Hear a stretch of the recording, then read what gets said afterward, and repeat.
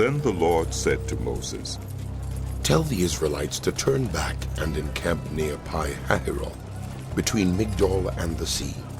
They are to encamp by the sea directly opposite Baal-zephon.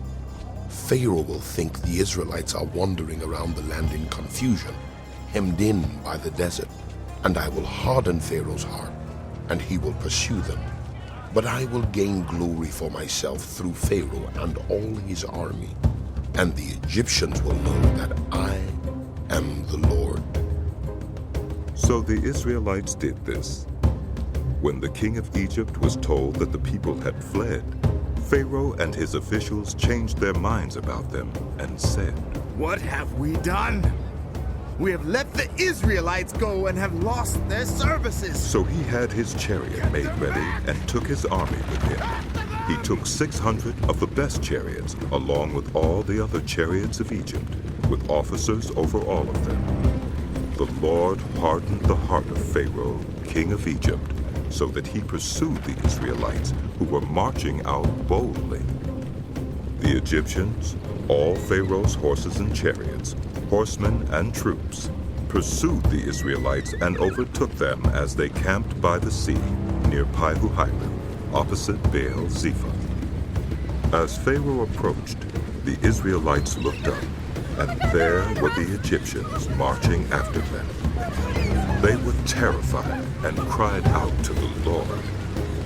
They said to Moses, Was it because there were no graves in Egypt that you brought us to the desert to die? What have you done to us by bringing us out of Egypt? Didn't we say to you in Egypt, leave us alone, let us serve the Egyptians? It would have been better for us to serve the Egyptians than to die in the desert. Come! Moses answered the people, Do not be afraid. Stand firm, and you will see the deliverance the Lord will bring you today. The Egyptians you see today, you will never see again. The Lord will fight for you. You need only to be still. Then the Lord said to Moses, Why are you crying out to me? Tell the Israelites to move on. Raise your staff and stretch out your hand over the sea to divide the water so that the Israelites can go through the sea on dry ground. I will harden the hearts of the Egyptians so that they will go in after them, and I will gain glory through Pharaoh and all his army, through his chariots and his horsemen.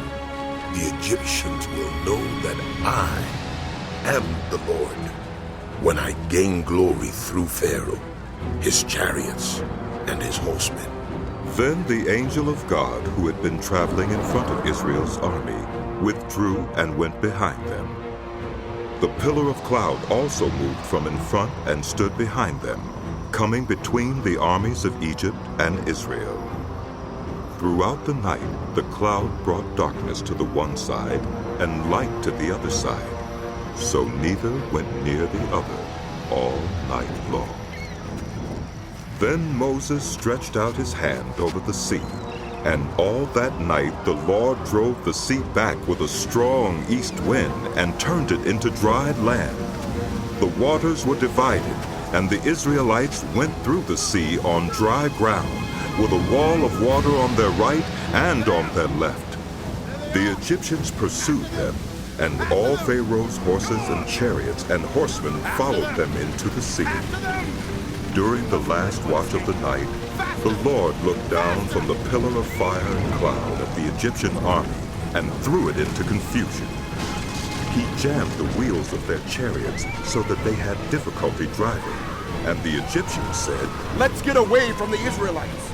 The Lord is fighting for them against Egypt. Then the Lord said to Moses, Stretch out your hand over the sea, so that the waters may flow back over the Egyptians and their chariots and horsemen. Moses stretched out his hand over the sea, and at daybreak the sea went back to its place. The Egyptians were fleeing toward it, and the Lord swept them into the sea. The water flowed back and covered the chariots and horsemen, the entire army of Pharaoh that had followed the Israelites into the sea. Not one of them survived. But the Israelites went through the sea on dry ground, with a wall of water on their right and on their left. That day the Lord saved Israel from the hands of the Egyptians, and Israel saw the Egyptians lying dead on the shore.